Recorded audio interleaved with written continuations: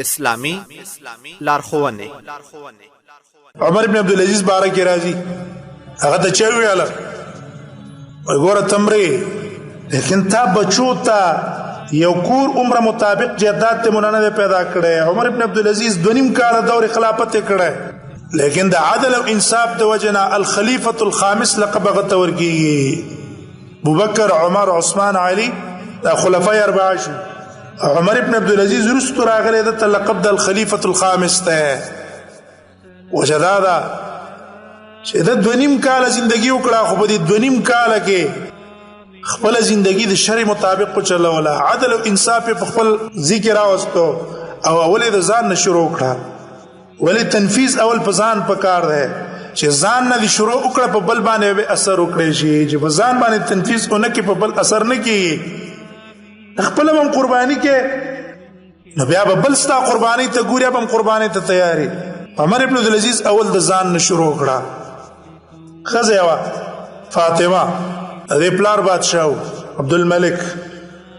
پنځرونه بادشاہانو ولید ابن عبدالملک یزید ابن عبدالملک سلیمان ابن عبدالملک دا بادشاہان او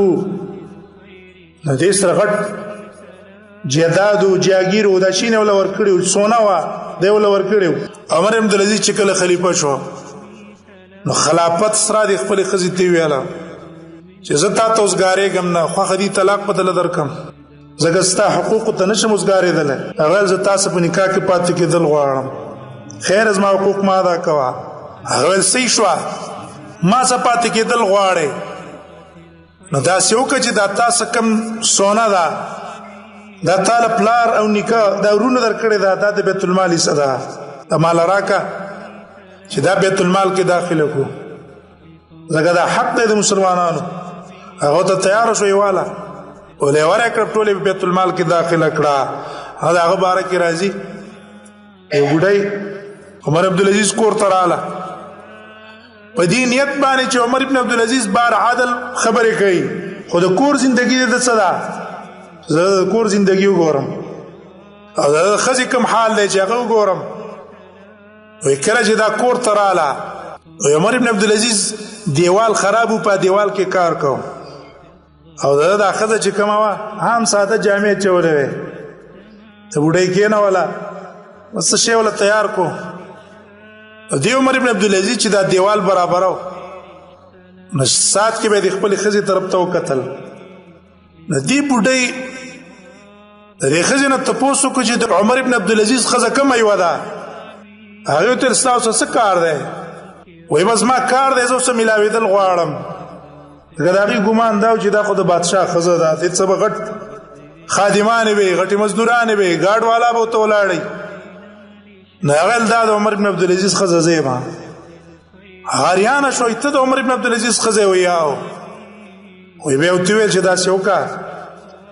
چې کلم عمر ابن عبدالعزیز راغی زما نصیحت دا و راغی ته وایا چې دا مزدور دي کم لګی کړه ده چې دا مزدور په دې کور کې نه زګا دا دی خو طرف ته ګوري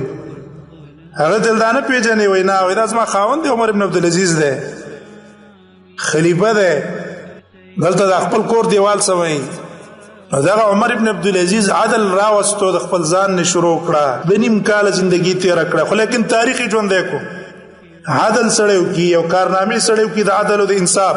نورستو هغه تاریخ هغه ژوند کوي هغه تپراتی.